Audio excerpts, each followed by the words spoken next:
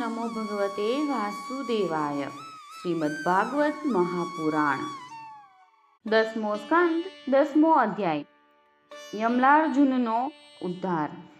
રાજા પરીક્ષિતે પૂછ્યું, ભગવાન, તમે કૃપા કરીને જણાવો કે નલકુબર અને મણિગ્રીવને શાપ કેમ મળ્યો? તેમણે એવું ક્યું નિંદિત કર્મ કર્યું હતું જેને કારણે પરમ શાંત દેવર્ષિ નારદજીને પણ ક્રોધ આવી ગયો? શ્રી સુખદેવજીએ કહ્યું, પરીક્ષિત, નલકુબર અને મણિગ્રીવ એ બંને એક તો ધનપતિ કુબેરના લાડકા પુત્રો હતા અને બીજું તેઓ રુદ્ર ભગવાનના અનુચર ગણાતા હતા. આથી તેમનો ગર્વ વધી ગયો. એક દિવસ તે બંને મંદાકિનીના કિનારે સુંદર ઉપવનમાં વારુણી મદિરાનું પાન કરીને મદાંધ બની ગયા હતા. નશાથી તેમની આંખો ઘેરાઈ ગઈ હતી.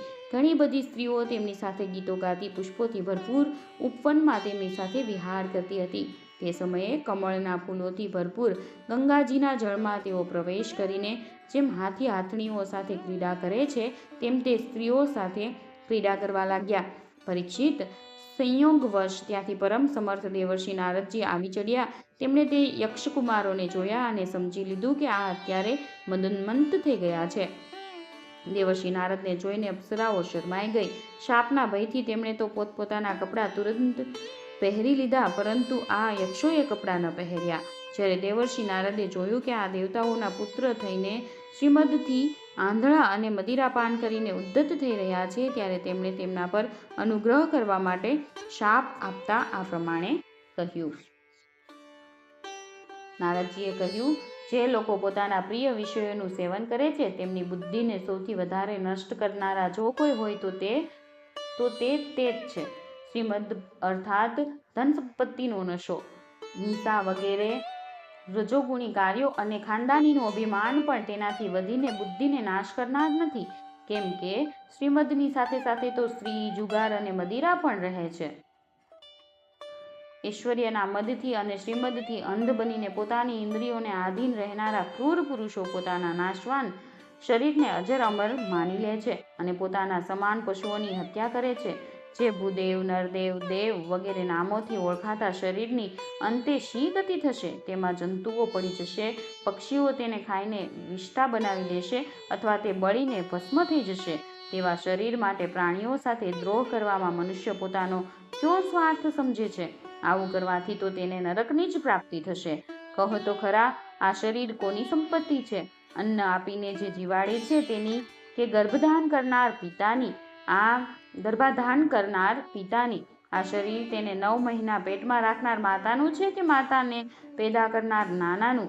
જે બળવાન પુરુષ બળપૂર્વક આ શરીર પાસે કામ કરાવી લે છે તેનું છે કે પૈસા આપીને ખરીદી લેનારનું? ચિતાની ધગધગતી આગમાં આ બળી જશે તેથી અગ્નિનું છે કે કૂતરા શિયાળ તેને ચૂથીને ખાઈ જવાની આશામાં બેઠા છે તેમનું છે? આ શરીર એક મામૂલી વસ્તુ છે. તે પ્રકૃતિથી પેદા થાય છે અને તેમાં લીન થઈ જાય છે. આવી સ્થિતિમાં મૂર્ખ પશુઓ સિવાય એવો કયો બુદ્ધિમાન છે જે આને પોતાનો આત્મા સમજીને બીજાને દુઃખ આપશે, તેમના પ્રાણ લેશે?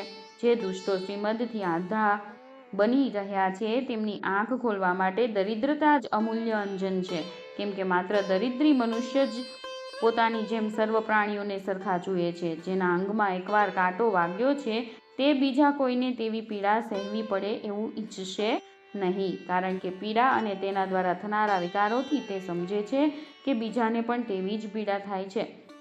પરંતુ જેને ક્યારેય કાંટો વાગ્યો જ નથી તે તેની પીડાનું અનુમાન નથી કરી શકતો. દરિદ્રી માણસ અભિમાન અને અક્કડપણા વિનાનો હોય છે. તે બધા પ્રકારના મદથી મુક્ત રહે છે. બલકે ભાગ્યવશ તેને જે દુઃખ ભોગવવું પડે છે તે તેના માટે એક મોટી તપસ્યા પણ છે. જેને રોજે રોજ ભોજન માટે અન્ન મેળવવું પડે છે, ભૂખથી જેનું શરીર ક્ષીણ થઈ ગયું છે, તે દરિદ્રીની ઇન્દ્રિયો પણ વિષયો તરફ વધારે લાલાયિત રહેતી નથી, સુકાઈ જાય છે અને પછી પોતાના ભોગો માટે બીજા પ્રાણીઓને તે સતાવતો નથી, તેમની હિંસા કરતો નથી. જોકે સાધુ પુરુષો સમદર્શી હોય છે, છતાં તેમનો સમાગમ દરિદ્રીના માટે જ સુલભ છે, કારણ કે તેના દરિદ્રીના ભોગ તો પહેલેથી જ છૂટી ગયેલા છે અને પછી સંતોના સંગથી તેની તૃષ્ણા લાલસા પણ નષ્ટ થઈ જાય છે અને તરત જ તેનું અંતઃકરણ શુદ્ધ થઈ જાય છે. જે મહાત્માઓના ચિત્તમાં બધાના માટે સમતા છે, જે માત્ર ભગવાનના ચરણારવિંદનો મકરંદ રસ પીવા માટે સદા ઉત્સુક રહે છે, તેમને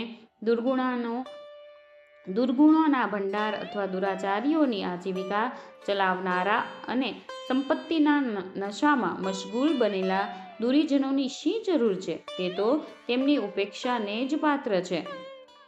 વારુણી મદિરાનું પાન કરીને પાગલ થયેલા અને લક્ષ્મીના મદથી અંધ બનેલા, પોતાની ઇન્દ્રિયોને આધીન રહેનારા આ બંને સ્ત્રી લંપટ યક્ષોના અજ્ઞાન અને મદને હું નષ્ટ કરીશ. જુઓ તો ખરા, કેટલો અનર્થ છે કે આ લોકપાલ કુબેરના પુત્રો હોવા છતાં પણ મંદાંધ થઈને બેસુધ બની ગયા છે અને તેમને એ વાતની પણ ખબર નથી કે પોતે બિલકુલ વસ્ત્રથી રહિત છે.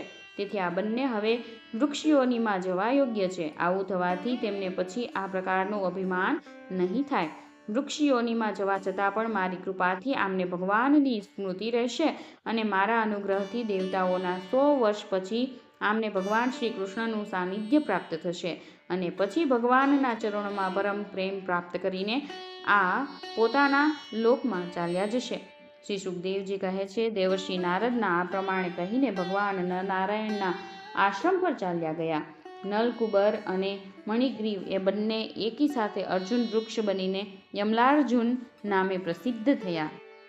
ભગવાન શ્રી કૃષ્ણ પોતાના પરમ પ્રેમી ભક્ત દેવર્ષિ નારદજીનું વચન સત્ય કરવા માટે ધીરે ધીરે ખાંડણિયાને ઘસરતા ઘસરતા તે તરફ ગયા જ્યાં યમલાર્જુન વૃક્ષો હતા. ભગવાને વિચાર્યું કે દેવર્ષિ નારદ મારા અત્યંત પ્રિય છે અને આ બંને પણ મારા ભક્ત કુબેરના પુત્રો છે. તેથી મહાત્મા નારદે જે કાંઈ કહ્યું છે તેને હું બરાબર એ રીતે જ પૂરું કરું. આવો વિચાર કરીને ભગવાન શ્રી કૃષ્ણ બંને વૃક્ષોની વચ્ચે ઘૂસી ગયા. તે તો બીજી બાજુ નીકળી ગયા, પરંતુ ખાંડણીયો વાંકો થઈને તેમાં અટકી ગયો. દામોદર ભગવાન શ્રી કૃષ્ણની કમરમાં દોરડું બાંધેલું હતું. તેમણે પોતાની પાછળ ઘસડાતા ખાંડણિયાને જ્યારે સહેજ જોરથી ખેંચ્યો કે તરત જ બંને વૃક્ષોના મૂળિયા ઉખડી ગયા. સઘળા બળ પરાક્રમના કેન્દ્ર ભગવાન શ્રી કૃષ્ણે સહેજ જોર લગાવતા જ વૃક્ષોના થડ, ડાળા અને એકે એક પાંદડામાં ધ્રુજારી થઈ અને બંને વૃક્ષો જોરથી પ્રચંડ અવાજ સાથે જમીન પર પડી ગયા. આ બંને વૃક્ષોમાંથી અગ્નિ જેવા તેજસ્વી 2 સિદ્ધ પુરુષ નીકળ્યા. તેઓ પોતાની કાંતિથી દિશાઓને પ્રકાશિત કરવા લાગ્યા. તેમણે સઘળા લોકના સ્વામી ભગવાન શ્રી કૃષ્ણની પાસે આવીને તેમના ચરણોમાં મસ્તક મૂકીને પ્રણામ કર્યા અને હાથ જોડીને શુદ્ધ હૃદયથી તેમની સ્તુતિ કરવા લાગ્યા. તેમણે કહ્યું, સચ્ચિદાનંદ સ્વરૂપ બધાને પોતાની તરફ આકર્ષિત કરવાવાળા પરમ યોગેશ્વર શ્રી કૃષ્ણ, આ પ્રકૃતિથી અતીત સ્વયં પુરુષોત્તમ છો. વેદ વેતા બ્રાહ્મણો એ વાત જાણે છે કે આ વ્યક્ત અને અવ્યક્ત સંપૂર્ણ જગત આપનું જ રૂપ છે. આપ જ સમસ્ત પ્રાણીઓના શરીર, પ્રાણ, અંતઃકરણ અને ઇન્દ્રિયોના સ્વામી છો તથા આપ જ સર્વશક્તિમાન, કાળ, સર્વવ્યાપક અને અવિનાશી ઈશ્વર છો. આપ જ મહતત્વ અને તે પ્રકૃતિ છો જે અત્યંત સૂક્ષ્મ અને સત્વગુણ, રજોગુણ અને તમોગુણ રૂપ છે. આપ જ સમસ્ત સ્થૂળ અને સૂક્ષ્મ શરીરોના કર્મ, ભાવ, ધર્મ અને સત્તાને જાણવાવાળા બધાના સાક્ષી પરમાત્મા છો. આપ દ્રશ્ય તરીકે જણાતા બુદ્ધિ, અહંકાર અને ઇન્દ્રિયાદિ પ્રાકૃત ગુણો રૂપી વિકારો દ્વારા ગ્રહણ કરી શકાતા નથી. સ્થૂળ અને સૂક્ષ્મ શરીરના આવરણથી ઢંકાયેલો એવો કયો પુરુષ છે જે આપને જાણી શકે? કેમ કે આપ તો એ શરીરની પહેલાં પણ એક રસ વિદ્યમાન હતા. સમસ્ત પ્રપંચના વિધાતા ભગવાન વાસુદેવને અમે નમસ્કાર કરીએ છીએ. પ્રભુ, આપના દ્વારા પ્રકાશિત થનારા ગુણોથી જ આપે આપનો મહિમા છુપાવી રાખ્યો છે. હે પરબ્રહ્મ સ્વરૂપ શ્રી કૃષ્ણ, અમે આપને નમસ્કાર કરીએ છીએ.